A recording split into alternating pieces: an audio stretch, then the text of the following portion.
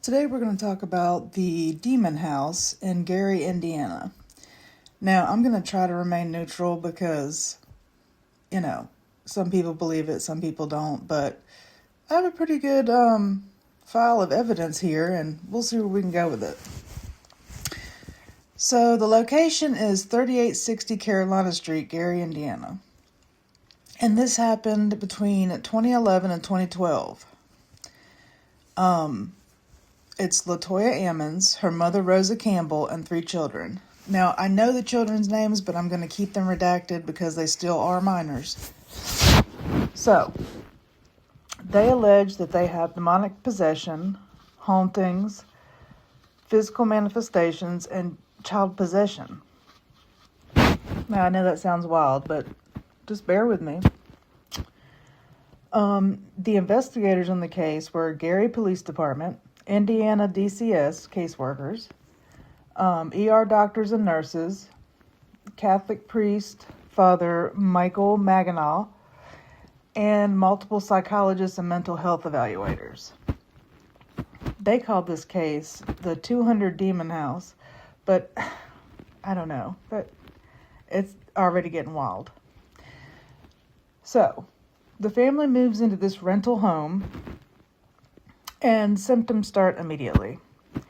Swarms of flies in the winter, wet boot prints appearing inside the house, knocking sounds and shadow figures, and sudden medical behavioral issues in the children. And neighbors corroborated this weird activity with prior tenants and the current family. Inside the house, they would hear footsteps, see apparitions, hear voices. The children would have night terrors. And the children also would be speaking in deep voices, growling, and talking to invisible people. Now, that sounds ridiculous, but I've heard some of the audio, and it is wild. I mean, even if it wasn't true, it's still scary. So, Rosa Campbell, which is the Latoya's mother, claims that an entity dragged her by her hair and a child reportedly levitated during sleep. And this is all witnessed by family and friends. Next, we have the physical symptoms. And the children show violent outbursts, strange facial expressions, superhuman strength, and amnesia episodes. The kids' behavioral episodes often occurred simultaneously, not just the typical psychiatric dissociation patterns. Now, they went to the hospital because the doctor, their primary care physician, sent them to the hospital because he thought that the mother was abusing the kids. And in the ER, which I'll get to momentarily, I have the files from DCS. What they put in these files is wild because I just can't imagine a normal DCS worker talking about demons and all this, but it does. All right. So when they get to the hospital, the 9-year-old boy allegedly walked backwards up the wall to the ceiling. And this was witnessed by the DCS case manager, Valerie Washington, a hospital nurse, and it is reported in official DCS documentation. The caseworker said, child, quote, glided backwards up the wall, flipped over, and landed on his feet, end quote. Psych evals could not diagnose a clear disorder, explaining this.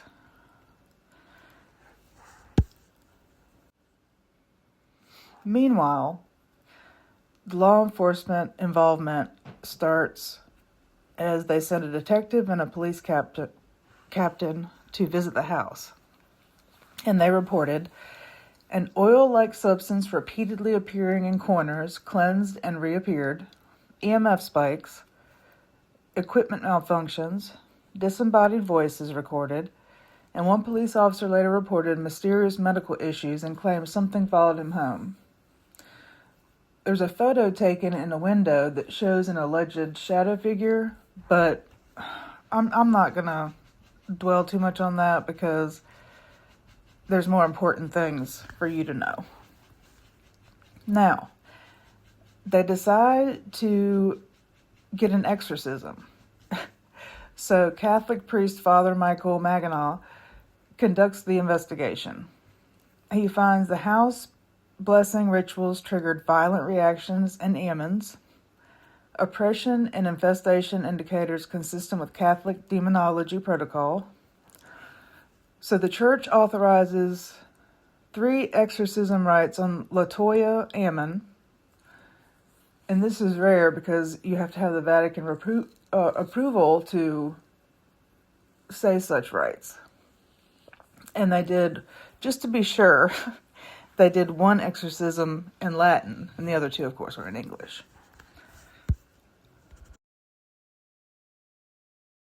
Said earlier, decided to turn them in to DCS and sent them to the hospital. The doctor states the children were at their primary care physician's office, and he sent them to the ER. He states the mother has reported that there are demons in the home and they are attacking the children. He states the mother reported that the children fight one another and are abusive to one another, and then they pass out. Redacted reported that there are ghosts in the home, thousands of them, and he can see them. Redacted reported that they don't talk to him, but after the mother tells Redacted that he can tell the medical professionals the truth, he later says yes. Redacted reported that one demon told him that he was going to hell and he wasn't going to God.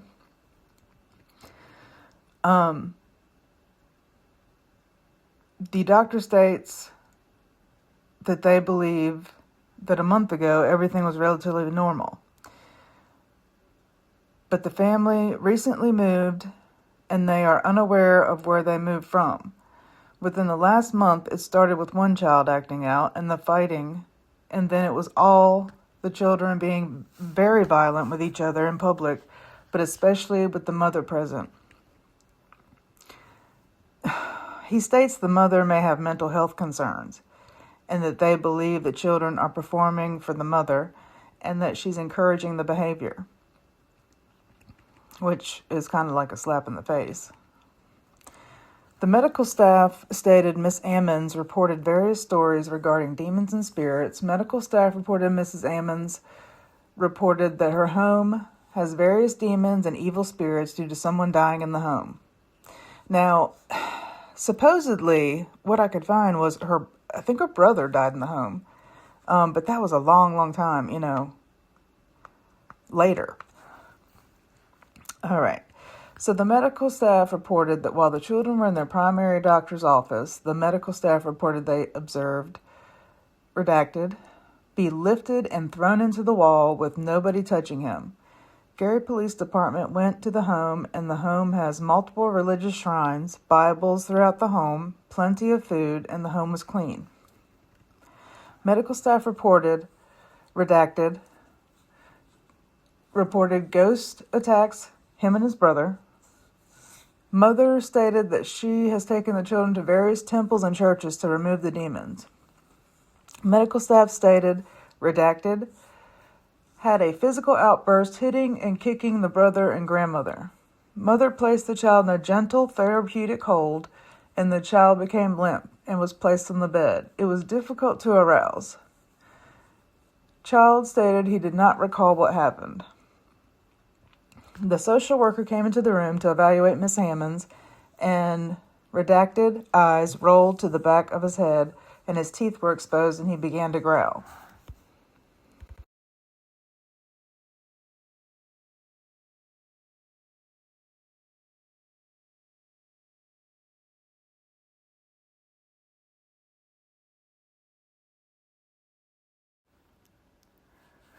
Miss Ammons stated that they go to bed by 8 p.m. because if they were awake at 11 p.m., the spirits would come out and keep them up all night, throwing things, moving things in the home, and the home turns cold and the spirits touched the children and herself while in the home. Northlake Hospital, which is where the doctor sent them, had the family examined and found the children and mom to be healthy and free of any marks or bruises. A psychological evaluation was completed with Miss Ammons, and it was found that she was of sound mind. There were no concerns about her mental stability at this time at the hospital. Mrs. Ammons stated all the information reported to DCS was true, and although people think she might sound crazy, they all happened to her family. Miss Ammons reported trying to find various pastors, priests, bishops, and other spiritual officials to help her get rid of the demons out of her home and children. Miss Ammons was discussing the event that led her family to the hospital this evening, and her 7-year-old son started making noises such as growling when she would speak about the different churches she's visited and looking for help with demonic spirits in her children and her home. What redacted was on the other side of the curtain in the other room, and she could hear his sounds. The more Miss Ammons discussed the churches and the advice she was given on how to kill the spirits in her son got louder and louder, growling until a loud shuffle started in the room next door, and the blank redacted shouted for her mother to come help.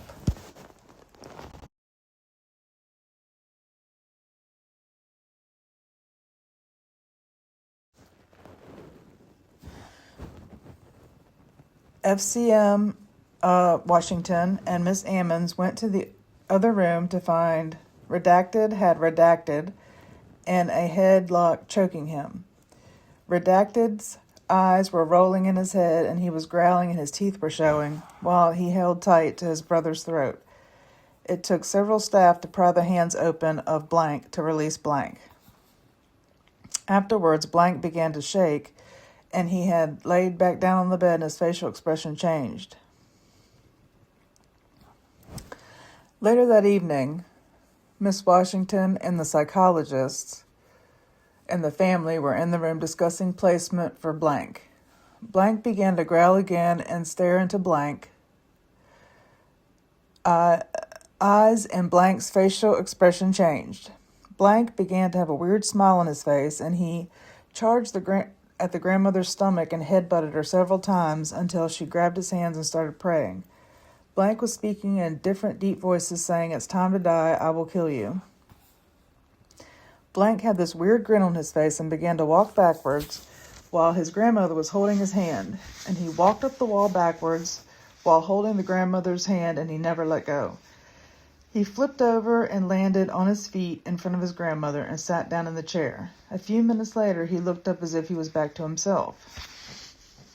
FCM Washington and psychologists left the room immediately and went to the attending doctor, Dr. Richardson, and told him what they had just witnessed in the Ammons room. Dr. Richardson did not believe it, so he asked if the child could perform this act again. The psychologist stated, "I doubt it seriously. This kid was not himself." And when he did that, Dr. Richardson and FCM Washington and the psychologist went back to the room and asked Blank if he can walk up the wall again. He stated, "I did not walk up the wall. I cannot walk up a wall." When he tried to walk up the wall again, he could not get his balance nor place his feet properly to walk up the wall. The children were removed from the mother's care to ensure their safety. Blank was placed at Christian Haven after several attempts by hospital staff to have Blank placed in a residential setting to obtain a psychiatric evaluation.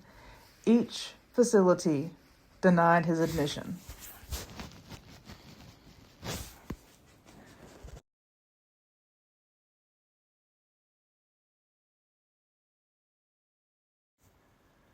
There are pages and pages and pages of this file. I'm not going to read the whole thing, but you get the gist. So all of these people witnessed just this one event being crazy. Eventually, Miss Ammon did move. She took her children. She got the children back. It was just formality to take them out just while they assess psychiatrically what was going on with the kids and the mother. This is the craziest case that I have ever documented. You can go on Amazon Prime and watch Hell House, Gary, Indiana, and it will tell you everything that I just told you. Only you'll be able to see it and not just have to imagine it. It's really worth a watch. But it ended up being so bad and nobody could stay there that Zach brought the house and he just demolished it. It was too much happening and, it was dangerous. So, I mean, I can't blame him for doing that because nobody needs this kind of chaos in their life. Thank y'all for tuning in to Southern Fried Felonies. See you next week.